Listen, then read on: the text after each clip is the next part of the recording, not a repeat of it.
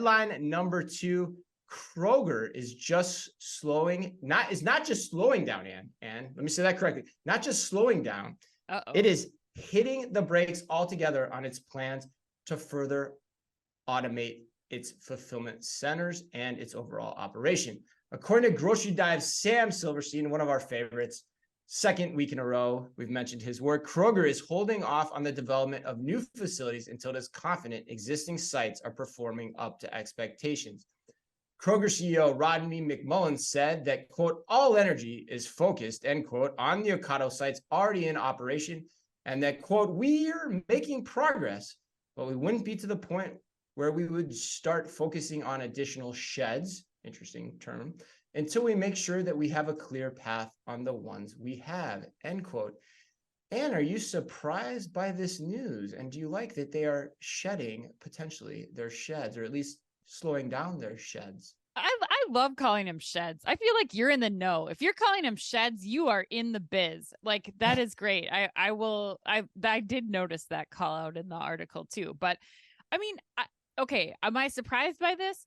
A little, I guess, but because they went so hard into building these and talking about the hub and spoke models and like going aggressively into South Florida where they didn't have stores and they're going to be doing like delivery only grocery fulfillment, but it's expensive. Like that's never been that's never been a mystery to anybody. Like, these micro fulfillment centers, while efficient, they take a lot of upfront capital, and that's just not something that a lot of grocery retailers can handle right now.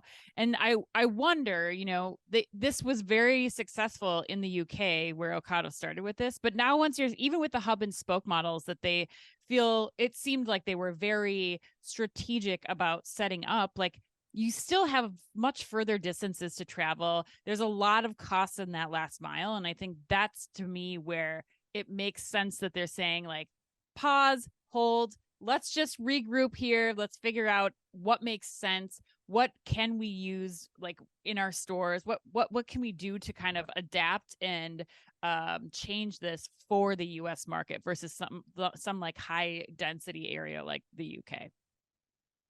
Yeah, I mean, this story to me, and I like a lot of the points you just said, and I'm going to expand upon them too. Like, I think it's absolutely a fascinating story. Like, and it's kind of like, whoa, like when you sent this to me, I think my text back to you was, whoa, like I did the Joy Lawrence, whoa, that I always do, when these stories come out. And I had fun thinking about, like, okay, why could Kroger be doing this? Why is this the state of micro fulfillment at Kroger?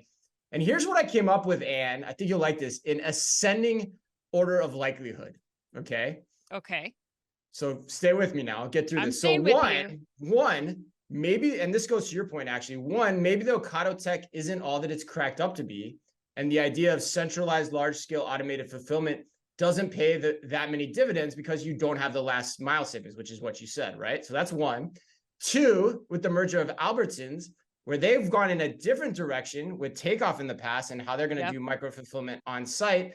Maybe the results of that are different, and Kroger leadership wants to pause to assess which path is the right path going forward following the merger. It's possible. Great point. Yeah. Or three, which I think is the most likely thing, as Kim Beaudry of Dematic said on our podcast recently,